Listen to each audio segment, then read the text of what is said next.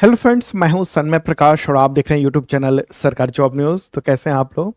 तो कई महत्वपूर्ण इंपॉर्टेंट टॉपिक्स हैं आज के इस करंट फोर्स वीडियो में।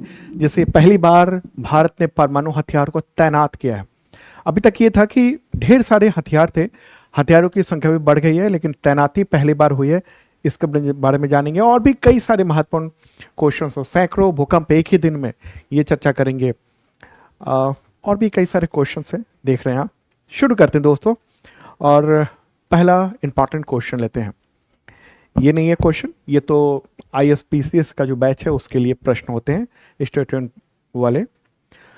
आपके लिए ये प्रश्न कि सिपरी की रिपोर्ट के अनुसार वर्ष 2026 में भारत का जो परमाणु हथियारों का भंडार है वो बढ़कर कितना होने का अनुमान है।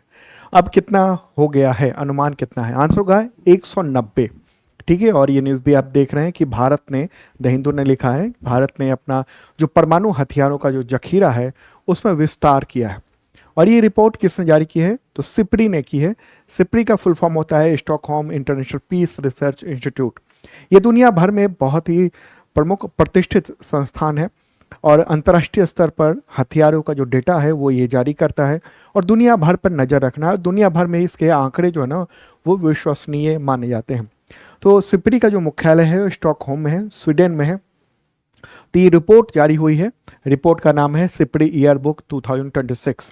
उसमें बहुत सारे आंकड़े हैं और उसी में से जो एक डेटा है वो है जो न्यूक्लियर हथियार है उसके बारे में। तो रिपोर्ट 8 जून को जारी की गई है। नाम है सिपरी एनुअल रिपोर्ट 2026। ठीक है। तो न्यूक्लियर हथियार की के बारे में हम जानते हैं इसमें। तो देखिए, जो पिछले आंकड़े हैं उसके मुताबिक बताऊं, देखिए 2021 में भारत के पास टोटल जो न्यूक्लियर हथियार थे वो थे 159। ओके। अब ये बढ़ते बढ़ते बढ़ते 190 हो गए, 190। पिछले साल ये हथियार 180 था और अब 190 ये हथियार का आंकड़ा आप देख रहे हैं।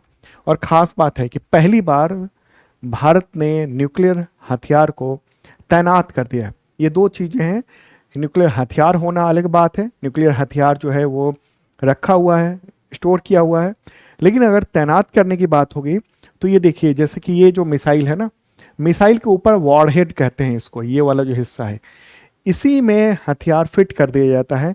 इसका मतलब हो गया कि ये तैनात हो गया। और भारत ने 12 परमाणु हथियार या न्यूक्लियर जो वेपन्स है उसको तैनात कर दिया है। मतलब कि इस तरह के जो पृथ्वी है और भी कई सारे जो मिसाइल हैं भारत के पास, तो उसके जो वॉरहेड है, ये वाला जो हिस्सा आप देख रहे हैं, यहाँ पर तैनात कर दिया गया है। और ऐसा पहली बार हुआ है, इस रिपोर्ट में ये बताया गया है। अच्छा, पिछली जो रिपोर्ट आई थी 2025 वाली, उसमें एक भी हथियार को ये नहीं बताया गया था कि तैनात किया हुआ है। लेकिन हम लोग ये देख रहे हैं कि ऑपरेशन सिंदूर के इफेक्ट के बाद से ये भारत ने अपने परमाणु हथियारों को तैनात भी किया है इसमें। ठीक है। हालांकि भारत सरकार की जो नीति है नो फर्स्ट यूज की है। नो फर्स्ट यूज मतलब कि भारत जो है ना न्यूक्लियर हथियार का प्रयोग पहले नहीं करेगा।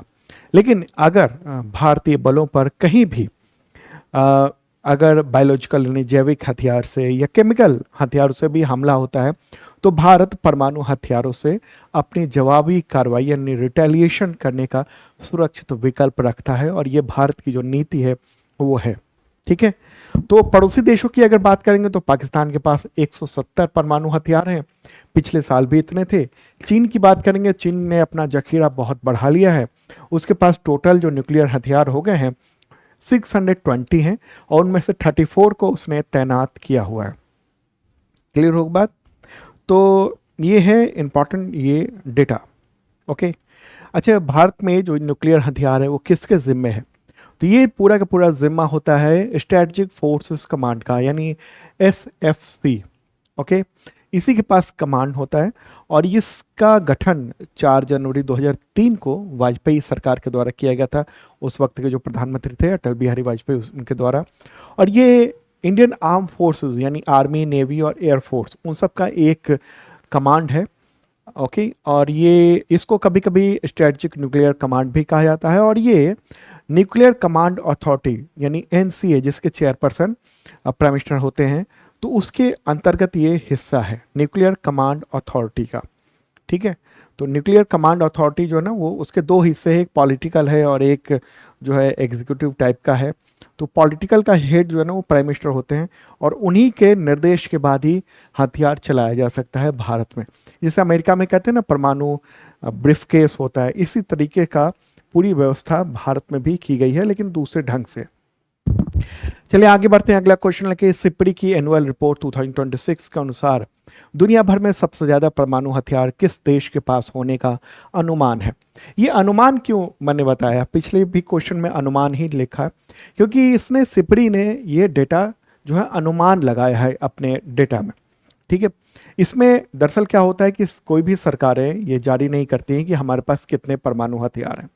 तो इसका जो डेटा है ना, वो ये जो एजेंसी है ये मतलब वो देख कई तरीकों से ये डेटा कलेक्ट करती है, जैसे सैटेलाइट के जरिए हो गया। इसके अलावा किसने कितना इनरीच किया हुआ है परमाणु, यानी जो न्यूक्लियर एनर्जी है, तो उसमें परमाणु के लिए जैसे यूरेनियम है उसको कितना इनरीच किया हुआ है, इन सब चीज़ों से एक मतलब कल्पना की जाती है, और इसलिए अनुमान यहाँ पर बताया गया है मैंने। कोई भी सरकार नहीं बताती कि हमारे पास इतने हथियार हैं। क्लियर हो गई बात? तो फिर भी ये जो डेटा है बहुत ही महत्वपूर्ण है। अब इसमें सबसे ज्यादा हथियार किसके पास होने का अनुमान है? वो है रशिया, रूस के पास सबसे ज्यादा। देखिए टोटल 9 देश हैं जो न्यूक्लियर वेपन उनके पास कैपेबिलिटी है, न्यूक्लियर हथियार है। और दुनिया में अब टोटल जो हथियार हो गए हैं न्यूक्लियर के हथियार, वो 12,187 यानी 12,187 हथियार हो गए हैं दुनिया भर में। ओके, और इनमें से सबसे ज्यादा रशिया के पास है 5420, यानी 5420 परमाणु हथियार रशिया के पास है। इसके बाद जो स्थान आता है वो है अमेरिका का, यानी यूएसए का, उसके पास है 5042 यानी 5042 परमाणु हथियार है। तीसरे नंबर पर देखेंगे आप तो वो कौन है? वो है चाइना, थर्ड पोजीशन पे, उसके पास 620 परमाणु हथियार है। बाकी देशों की बात करेंगे तो देखिए यूनाइटेड, उसके बाद फिर जो स्थान आएगा फिर फ्रांस का आएगा 370 है, फिर यूनाइटेड किंगडम का है 225 हथियार हैं। इसके बाद फिर भारत का स्थान आता है जिसके पास 190 हथियार हैं। फिर आप देखेंगे कि पाकिस्तान के पास है 170, फिर इजराइल के पास है 90, और नॉर्थ कोरिया के पास है 60। ठीक है, पिछले साल कितना था और इस साल कितना है, ये अंतर आप यहाँ पर देख रहे हैं। अब सवाल हुआ कि किसने कितने हथियार तैनात किए हुए हैं, या फिर एक डेटा हम देख लें कि 2025 और 26 में क्या अंतर है। देखिए अमेरिका और रशिया ने हथियारों की संख्या में थोड़ी कमी की है। क्यों कमी की है? ये बताया जा रहा है कि कमी जो है ना अपने आप हुई है, कुछ जो वेपन है वो रिटायर हुए हैं। ठीक है, इसी वजह से कुछ कमी देखने को मिल रही है, या हो सकता है कि उनने उसका डेटा पता नहीं चल पाया हो। ठीक है, बाकियों ने या तो स्थिर रखा है या फिर संख्या बढ़ाई ही है। क्लियर होगी बात? अब हम लोग देखते हैं कि किन देशों ने कितने हथियार तैनात किए हुए हैं। अब यहाँ पर तैनाती की बात देखिए, यहाँ सबसे ज़्यादा रशिया ने तैनात किए हुए हैं 1796। ओके, और उसके बाद है अमेरिका ने 1770, इतने हथियार तैनात किए हुए हैं। फिर देखेंगे तो फिर फ्रांस ने तैनात किए हुए हैं 280, उसके बाद स्थान है यूनाइटेड किंगडम का 120 है, फिर चाइना है, फिर इंडिया। इंडिया ने 12 न्यूक्लियर हथियार अपने बिल्कुल तैनात कर दिए हैं कि कभी भी ये उसके जरिए हमला हो सकता है, उस बटन दबाना है और हथियार रवाना हो जाएगा, न्यूक्लियर हथियार। ठीक है, तो अब ये इंपॉर्टेंट चीजें थी। चलिए अब आगे बढ़ते हैं, अगला क्वेश्चन लेते हैं, इससे रिलेटेड कुछ और प्रश्न भी है। सिप्री की एनुअल रिपोर्ट 2026 के अनुसार वर्ष 2025 में भारत वैश्विक सैन्य व्यय यानी मिलिट्री स्पेंडिंग में किस स्थान पर है? दुनिया में कौन सा स्थान है? तो 5वां स्थान भारत का ये पाया गया है। ठीक है, अब हम लोग देखते हैं कि दुनिया में जो टॉप 5 जो हैं उनमें टॉप नंबर पर कौन है। पहले स्थान पर सबसे ज़्यादा खर्च करने वाला, तो मैंने पहले भी बताया हुआ आपको, वो है यूएसए यानी अमेरिका। ठीक है, और ये डेटा देख लीजिए, अमेरिका जो है 954 यानी 954 बिलियन डॉलर वो खर्च कर रहा है 2025 में। फिर चाइना का स्थान है, फिर रूस का स्थान है, फिर भारत का स्थान है, मतलब जर्मनी, फिर भारत का स्थान है। ठीक है, तो 92.1 बिलियन डॉलर, अमेरिकी डॉलर, भारत जो है ना वो खर्च कर रहा है। और ये मतलब 8 लाख करोड़ से लगभग ज़्यादा होता है। ठीक है, तो दुनिया भर में जो न्यूक्लियर हथियार हैं और दूसरे हथियारों की होड़ बहुत ज़्यादा बढ़ी है। आखिर क्या वजह है? देखिए, इसके पीछे बहुत बड़ा जो भू राजनीतिक यानी जियो पॉलिटिकल और रणनीतिक बदलाव भी है। दुनिया में इस खतरनाक ट्रेंड के बढ़ने और परमाणु हथियार को अंतिम सुरक्षा गारंटी के तौर पर जाना जाता है आजकल। ठीक है, जो वैश्विक सुरक्षा ढांचा है वो एक तरह से कोलैप्स हो रहा है। कोल्ड वार के बाद कुछ वैश्विक नियम बने थे जो अब कमजोर हो चुके हैं। रूस यूक्रेन युद्ध देख लीजिए, यूक्रेन के पास न्यूक्लियर हथियार नहीं है तो रूस लगातार हमला किए जा रहा है और बहुत हजारों हजारों लोग वहां पर मारे जा चुके हैं। ठीक है, इसराइल अमेरिका और के साथ जो ईरान का वॉर है उसको देख लीजिए, तो उसमें क्या है, ईरान के पास न्यूक्लियर हथियार नहीं है तो उस पर हमला हो रहा है। ठीक है, और आप देखिए नॉर्थ कोरिया इतना हंगामा करता है, नॉर्थ कोरिया इतनी धमकियां देता है अमेरिका को, लेकिन उस पर कोई भी हमला नहीं होता है। क्यों? क्योंकि उसके पास न्यूक्लियर हथियार है और ये जानते हैं, दुनिया जानती है कि वो कभी भी कुछ भी पागलपन वाला डिसीजन ले सकता है हमले वगैरह का, न्यूक्लियर हथियार चलाने का। तो इसलिए वो बचा हुआ है एक तरह से। ठीक है, तो ये सब चीज़ें हैं। आप देखिए कि पूरी दुनिया के, जैसे यूनाइटेड नेशंस का है जो पूरी व्यवस्था है वो पूरी तरह से चरमरा सी गई है, ध्वस्त हो रही है। इधर चीन ने जो आक्रामक रुख अपनाया है, उसके बाद से अमेरिका ने भी जो रुख अपनाया कि तमाम जो अंतर्राष्ट्रीय संगठन है उसको उससे बाहर निकल गया। यूनाइटेड नेशंस में जो बना हुआ है वो, लेकिन यूनाइटेड नेशंस के ही बहुत सारे ऑर्गेनाइजेशन से वो हट गया। तो एक तरह से क्या ना, ग्रेट पावर बनने की कोशिश चल रही है। अब दुनिया एक ध्रुवीय नहीं है। पहले बॉस हुआ करता था अमेरिका, अब कई सारे देश हैं जो, यानी बहुध्रुवीय दुनिया जो है ना वो आगे बढ़ रही है। इस वजह से क्या है कि पूरा परमाणु हथियार एक तरह से गारंटी माना जा रहा है कि वो हमारे सुरक्षा के लिए। इसलिए भी जो परमाणु हथियार जिनके पास हैं वो अब इसका विस्तार कर रहे हैं, बढ़ा रहे हैं। चलिए अब आगे बढ़ते हैं, अगला क्वेश्चन लेते हैं। लेकिन उससे पहले आपको बताऊं कि अगर आप मतलब इसका पीडीएफ लेना चाहते हैं तो शार्प लर्निंग ऐप पर चले जाइएगा। शार्प लर्निंग ऐप पर अवेलेबल है ये इसका पीडीएफ। और अगर आप करंट अफेयर्स की शानदार तैयारी करना चाहते हैं तो दो तरह के बैच हैं। एक बेसिक है जो कि एसएससी, टीचर, रेलवे, पुलिस, इन सब के लेवल का है, जिसमें पीडीएफ, वीडियो, मॉक टेस्ट मिलता है वीकली, मंथली, क्वार्टरली, ईयरली। और एक है advance ISPCS advance current affairs programme. इसमें बिल्कुल अलग तरीके का कंटेंट होता है। इसमें स्टेटमेंट वाइज क्वेश्चंस होते हैं, इन डेप्थ पूरा नॉलेज दिया जाता है। जैसे यही परमाणु हथियार वाला ना, उसमें और लंबी व्याख्या है और बहुत सारी इंपॉर्टेंट चीज़ें उसमें शामिल की गई जो कि वनडे एग्जामिनेशन के लिए उतनी ज़रूरी नहीं है, लेकिन यूपीएससी और पीसीएस के लिए ज़रूरी है। वो सब कुछ कवर कराया जाता है, ये प्रोग्राम है। तो ये ज्वाइन कर सकते हैं, ये शार्प लर्निंग ऐप पर मिल जाएगा। शार्प लर्निंग ऐप का लिंक इस वीडियो के डिस्क्रिप्शन में है, या फिर आप गूगल प्ले से भी डाउनलोड आप कर सकते हैं। ठीक है, और पिछले दिनों आप देखिए कि यूपीएससी में मतलब 40 क्वेश्चन के आसपास टकरा गए थे करंट अफेयर्स के। आपका ये जो सिपाही भर्ती हुआ है यूपी में, उसमें क्वेश्चंस की तो भरमार हो गई है। ठीक है, मैंने बताया था आपको कि किस तरह से क्वेश्चंस बिल्कुल लाइन बाय लाइन टकरा गए हैं। बिहार पुलिस के जो एग्जामिनेशन हुए हैं उसमें क्वेश्चंस खूब टकराए हैं। ओके, तो ज्वाइन कर सकते हैं शार्प लर्निंग ऐप। अगला क्वेश्चन है कि सिपरी की एनुअल रिपोर्ट 2026 के अनुसार वर्ष 2021 से 25 में दुनिया का दूसरा सबसे बड़ा हथियार आयातक देश कौन है? आंसर होगा भारत।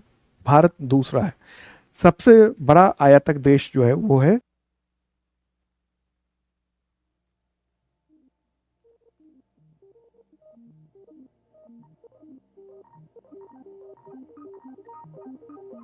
दुनिया में जो हथियारों का जो व्यापार हो रहा है उसमें खरीदने वालों में ये देश जो है ना उसकी बड़ी हिस्सेदारी है।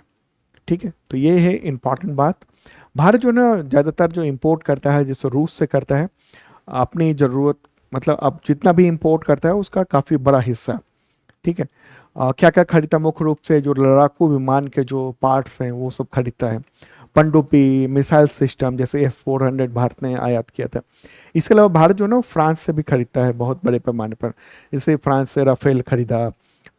इसके अलावा उसके पार्ट्स हो गए, पनडुब्बी फ्रांस से लिए गए। अमेरिका से बहुत सारे हथियार, हेलीकॉप्टर हो गया, ट्रांसपोर्ट एयरक्राफ्ट हो गया, ये सब खरीदे गए। इसराइल से भी काफ़ी कुछ खरीदा गया है जो महत्वपूर्ण रडार है। इसके अलावा कुछ मिसाइल सिस्टम्स है वो सब भी खरीदे गए। अगला क्वेश्चन है कि परमाणु हथियारों की संख्या को नियंत्रित करने वाले अमेरिका और रूस के बीच में जो आखिरी संधि कौन सी थी जो वर्ष 2026 की शुरुआत में समाप्त हो गई। चूंकि परमाणु हथियारों की बात हो रही है तो ये इंपॉर्टेंट क्वेश्चन मुझे लगा कि देना चाहिए। आंसर क्या होगा? New start. इसके बारे में सवाल आ सकते हैं एग्जामिनेशंस में। न्यू स्टार्ट संधि किसके किसके बीच है? अमेरिका और रूस के बीच में थी, जो कि अब रिन्यूअल नहीं हुआ। उसकी वजह से इस साल 2026 की शुरुआत में ही ये खत्म हो गया और इसकी वजह से दुनिया भर में न्यूक्लियर हथियारों की होड़ अब बढ़ गई है। दरअसल ये जो संधि थी न्यू स्टार्ट, वो इसकी शुरुआत हुई थी, सिग्नेचर हुआ था 2010 में प्राग में एक आयोजन हुआ था वहीं पर, और लागू हुई थी 2011 में। ठीक है, इसमें यही था कि दोनों को अपने अपने हथियारों की जानकारी देनी थी, दोनों के यहाँ इंस्पेक्शन हो सकता था, ये सब चीज़ें थी। बाद में फिर इसको एक्सटेंड भी किया गया था। लेकिन जब यूक्रेन युद्ध जब हुआ उसके दौरान रूस और अमेरिका के बीच में जो तनाव बढ़े, उसके बाद से ये रिन्यूअल नहीं हुआ और नतीजा ये है कि अब एक तरह से न्यूक्लियर हथियारों पर कोई भी लगाम अब रह नहीं गया है। अगला क्वेश्चन लेते हैं। किस देश में जून 2026 में सैकड़ों बार भूकंप आया, जिसमें से एक भूकंप की तीव्रता जो थी वो 7.8 मतलब रिक्टर स्केल की थी, बहुत ज्यादा। आंसर क्या होगा? फिलीपींस। फिलीपींस में धरती एकदम डोलने लगी थी, मतलब धरती पर, मतलब जमीन पर भी कोई खड़ा था वो एकदम हिल रहा था। कई सारे फुटेज आए हैं, वीडियोस आए हैं जिसमें ये बच्चे अगर जमीन पर बैठे हुए हैं वो हिल रहे हैं इतनी तेजी से। ठीक है, तो ये न्यूज़ भी आप देख रहे हैं बीबीसी में, हंड्रेड्स ऑफ आफ्टर शॉक्स वो आए हैं। मतलब भूकंप के मेन भूकंप आया बड़ा, उसके बाद जो झटके आते हैं भूकंप ही है वो, उसको आफ्टर शॉक कहा जाता है। ठीक है, तो ये जो फिलीपींस में भूकंप आया ये 8 जून की बात है, सुबह 5 बजे के आसपास, और उसके बाद कई घंटों तक सैकड़ों भूकंप आए। तो फिलीपींस कहाँ है? ये देख रहे हैं, प्यारा भारत है ये, और उसके बाद यहाँ पर फिलीपींस आप देख रहे हैं, और ये प्रशांत महासागर क्षेत्र है, वहीं पर ये फिलीपींस है। फिलीपींस में इसी तरफ में भूकंप आया और उसकी वजह से क्या हुआ, बहुत नुकसान वहाँ पर देखने को मिला है। ठीक है, भूकंप का जो केंद्र है मिंडानाओ द्वीप है। मिंडानाओ द्वीप इस जगह पर है, यहाँ पर मिंडानाओ द्वीप, इसी जगह पर भूकंप का केंद्र था।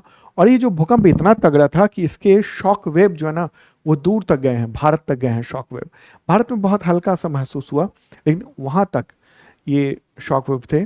और ये इसकी जो गहराई थी ना बहुत ज़्यादा नहीं थी, मात्र 10 किलोमीटर नीचे गहराई पर था। ओके, तो ये है महत्वपूर्ण बात। और उसके बाद फिर सुनामी भी आई इस क्षेत्र में, ऐसे लहरें उठी थी, और सुनामी से भी यहाँ के जो द्वीप है ना फिलीपींस के, इसके अलावा इधर मलेशिया के, इंडोनेशिया के, तो वहाँ पर भी थोड़ा मोड़ा नुकसान देखने को मिला है। करीब 4.6 फीट ऊंची लहरें वहाँ पर उठी थी। ठीक है, तो ये क्यों यहाँ पर भूकंप लगातार ज़्यादा देखने को मिलते हैं, आखिरकार क्या वजह है कि इस इलाके में खासतौर पर इधर आप देखिए, ये है इधर जापान है, ताइवान है, इधर है, ये इन सब इलाकों में सबसे ज़्यादा भूकंप देखने को मिलते हैं। क्यों? इसकी वजह है क्योंकि ये रिंग ऑफ फायर क्षेत्र में है, पैसिफिक रिंग ऑफ फायर कहा जाता है यहाँ पर इस क्षेत्र को। ठीक है, इसकी वजह से ये जो टेक्टोनिक प्लेटें हैं यहाँ पर वो बिल्कुल अस्थिर सी हैं, लगातार हलचल वहाँ बहुत ज़्यादा होती है। इसी की वजह से इस क्षेत्र के जितने भी देश हैं, द्वीप हैं, वहाँ पर भूकंप के मामले बहुत ज़्यादा देखने को मिलते हैं। ये भूकंपीय क्षेत्र बहुत सक्रिय माना जाता है, यहाँ पर टेक्टोनिक जो प्लेटें हैं उसकी गतिविधि बहुत ज़्यादा होती है, और इसी वजह से फिलीपींस जो है ना वो दुनिया के सबसे अधिक भूकंप आपदा, इसके अलावा ज्वालामुखी आपदा, इन सब देशों में गिना जाता है। ठीक है, यहाँ पर क्या है, यूरेशियन जो टेक्टोनिक प्लेट है वो दक्षिण की ओर खिसक रही है, और इंडियन ऑस्ट्रेलियन जो टेक्टोनिक प्लेटें हैं वो उत्तर की ओर खिसक रही है। ये वाला जो प्लेट है ना पूरा, एक तो यहाँ का ये उत्तर की ओर खिसक रहा है और वो इधर खिसक रहा है, और इसकी वजह से ये भूकंप आता है और यहाँ पर फिलीपींस जो है ना वो इतना बड़ा भूकंप देखने को मिला है। ठीक है, तो आपको ये फिलीपींस हम बता रहे हैं। यहाँ फिलीपींस की राजधानी क्या है? मनीला है। भाषा यहाँ पर फिलिपिनो और इंग्लिश बोली जाती है। मुद्रा यहाँ पर है फिलिपिनो पेसो। ठीक है, याद रखिएगा, फिलिपिनो पेसो।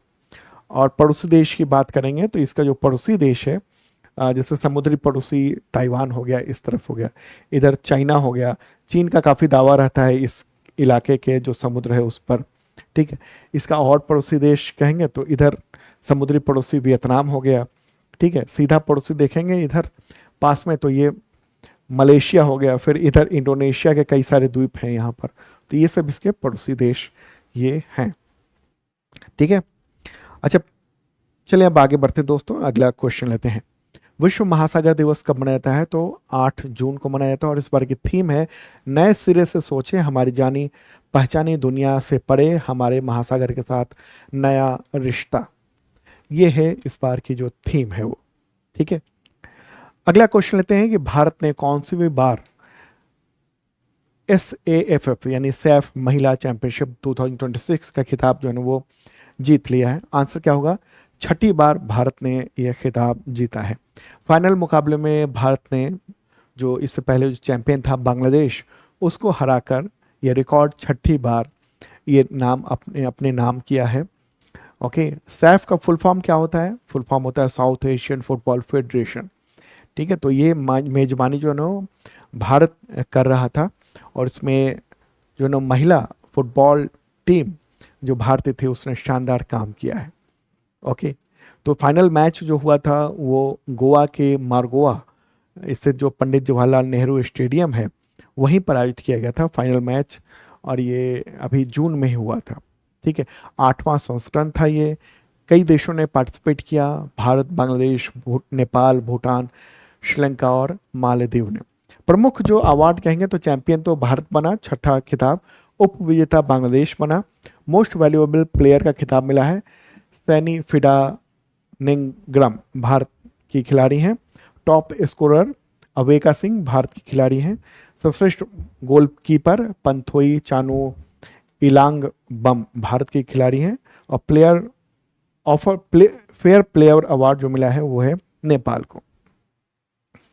आगे बढ़ते हैं, अगला क्वेश्चन देख लीजिए आप, यहां पर सामने है आपके।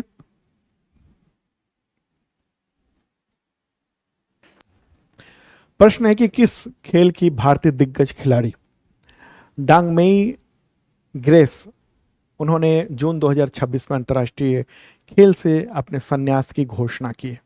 आंसर होगा फुटबॉल। ठीक है, फुटबॉल। तो डांगमेई ग्रेस तो 6 जून को जो सैफ महिला चैंपियनशिप जब भारतीय टीम ने जीता, उसके बाद इन्होंने एक भावुक ये घोषणा की है। अपने करियर में 95 मैचों का प्रतिनिधित्व उन्होंने किया हुआ है। इंटरनेशनल डेब्यू किया था 2013 में, टोटल मैच 95 खेले हुए हैं। टोटल अंतर्राष्ट्रीय जो गोल किए हुए हैं 24। मूलतः वो मणिपुर के चांदपुर जिले की रहने वाली हैं। ठीक है, तो इंपॉर्टेंट बात है। अगला क्वेश्चन है, ये भी महत्वपूर्ण है, यहाँ ध्यान दीजिएगा आप। निर्माणाधीन जोजिला सुरंग या कहें जोजिला टनल और किन 2 यूनियन टेरिटरी या राज्यों के बीच में है जिसका ब्रेक थ्रू यानी आर पार खुदाई का काम वो जून 2026 में पूरा हो गया है? बहुत लंबा ये प्रोजेक्ट है, वो चल रहा था, हालांकि 6 महीने पहले ही पूरा हो गया, जो नया डेडलाइन था उससे। आंसर क्या होगा इसका? जम्मू कश्मीर और लद्दाख। ओके, जम्मू कश्मीर और लद्दाख। तो 9 जून को इस टनल का ब्रेक थ्रू हो चुका है। ये जो है ना वो आप देखिए जम्मू कश्मीर है और इधर वाला जो है ना वो लद्दाख है। ठीक है, ये तो ये श्रीनगर को लेह से जोड़ने वाला है, और इस लोकेशन पर स्थित है ये जोजिला टनल। इसकी लंबाई करीब 13.153 किलोमीटर है, और सिंगल ट्यूब बाई डायरेक्शनल ये टनल है जो देख भी रहे हैं। और रिकॉर्ड भी है कि ये इतनी अधिक ऊंचाई पर, ठीक है, दुनिया की जो सबसे लंबी single tube by directional bypass सुरंग है, ये एक रिकॉर्ड है। और समुद्र तल से ऊंचाई इसकी 11,578 फीट है। ठीक है, तो कनेक्टिविटी होगी श्रीनगर लेह जो राष्ट्रीय राजमार्ग है NH1, उसी पर जम्मू कश्मीर के गांदरबल जिले को लद्दाख के द्रास जिले से ये कनेक्ट करेगा। ठीक है, और ये फिर जो कनेक्टिविटी होगी वो एक तरह से श्रीनगर से लेह तक की बहुत आसान कनेक्टिविटी हो जाएगी। दरअसल आप देख रहे हैं ना, ये जो है ना साल के करीब 4 महीने जब सर्दी पड़ती है उस वक्त ये रास्ता उधर वाला जो रोड वाला था ना घुमावदार, वो बंद हो जाता है। तो ऐसे में वहाँ तक जाना, आगे पहुँचना थोड़ा मुश्किल होता है। तो ये काम किया गया है। तो देखिए ये आप वीडियो भी देखेंगे कि किस तरीके से जो टनल का काम है वो लास्ट हिस्से में वो पूरा हुआ है। अभी आप देखेंगे कि विस्फोट होगा और उसी के साथ टनल का जो दूसरा छोर है वो खुल जाएगा। ठीक है, तो ये इस तरीके से आगे का देखिए ये धमाका हुआ और इसी के साथ सामने से जो है ना वो खुल गया। और इसमें क्या खास तकनीक है, NATM तकनीक इस्तेमाल की गई है, न्यू ऑस्ट्रेलियन टनलिंग मेथड। चूंकि ये हिमालय की जो नाजुक भूवैज्ञानिक संरचना है वहाँ पर है। दरअसल हिमालय को माना जाता है नया नया पहाड़ है, तो वहाँ पर वहाँ की जो के पहाड़ हैं वो सब नाजुक माने जाते हैं। तो इसलिए खास तकनीक यानी न्यू ऑस्ट्रियन टनलिंग मेथड उसका इस्तेमाल किया गया है। और इस दौरान देखिए फोटोग्राफ भी ये हुआ है। ओके, तो ये जो टनल ये ऑल वेदर कनेक्टिविटी होने वाली है। ठीक है, पहले 3-4 महीने बंद रहता था, खासतौर पर जो LAC पर जो मतलब सेना के पहुंचने का काम था वो थोड़ा विलंब होता था, लेकिन अब तेजी से भारी गोला बारूद वगैरह ये सब पहुंच पाएंगे। आर्थिक भी एक खासियत है इसमें, इससे ईंधन की बचत होगी और मतलब बहुत कम, मतलब 15 मिनट ही ये रास्ता रह जाएगा। ओके, लॉजिस्टिक्स की लागत और ईंधन की बचत हो पाएगी, पर्यटन बढ़ेगा, ये खास चीज़ है। ठीक है, तो यहाँ इम्पॉर्टेंट बात है। अगर हम उसके बारे में इसके बारे में कहें तो दरअसल क्या है ना, जोजिला टनल के बारे में जो विचार है वो एक्चुअल में 1997 में आया था। तो BRO ने यानी बॉर्डर रोड ऑर्गेनाइजेशन ने इसका सर्वे वगैरह भी किया था। उसके बाद फिर मामला ठंडा पड़ गया था। लेकिन जब 1999 में जो करगिल युद्ध हुआ उस समय महसूस किया गया कि अगर ये इस तरह का टनल होता तो फिर रोड बंद नहीं होता और जो आने जाने का है ना साधन बहुत आसान होता। ठीक है, तो उसी के बाद से इस पर काम वो किया गया ताकि ये जो रास्ता है वो पाकिस्तान के गोलाबारी से दूर रहे। ठीक है, तो ये हुआ। फिर आगे फिर 2005 में 2018 में प्राइम नरेंद्र मोदी ने शिलान्यास किया।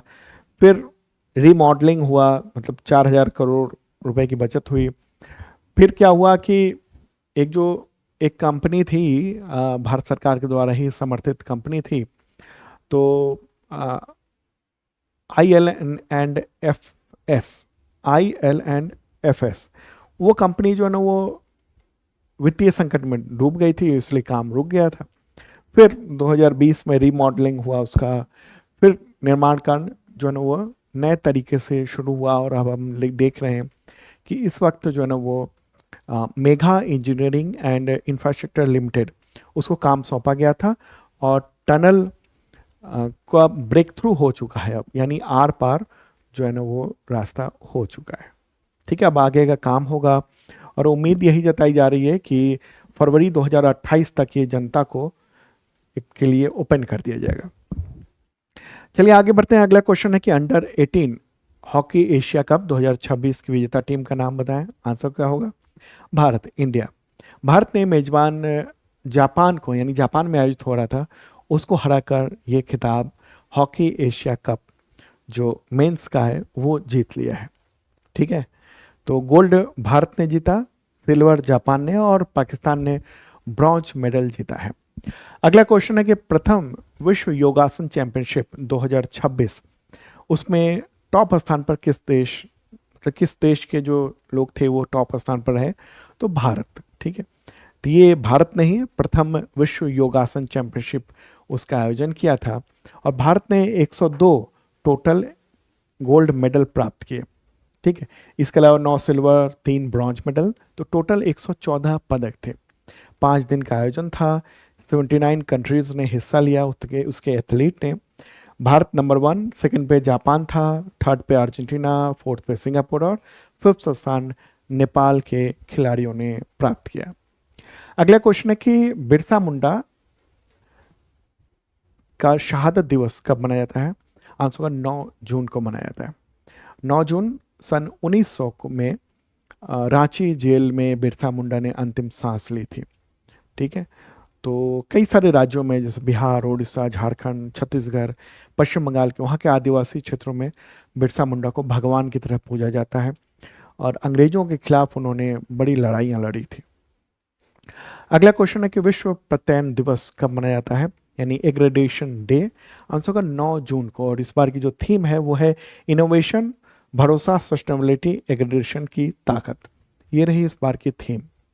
ठीक है, तो ये है महत्वपूर्ण बात। और अगला क्वेश्चन लेते हैं कि भारत के सबसे लंबे समय तक सेवा करने वाले निर्वाचित प्रधानमंत्री कौन बन गए हैं? तो नरेंद्र मोदी, ये हम कहेंगे। और न्यूज़ भी आप देख रहे हैं, यहाँ पर ध्यान दीजिएगा, इलेक्टेड प्राइम मिनिस्टर की बात हो रही है यहाँ पर, और इसको लेकर भव्य जश्न मनाया गया दिल्ली में। एनडीए के घटक दलों के नेताओं को बुलाया गया था। ठीक है, तो ये महत्वपूर्ण बात है।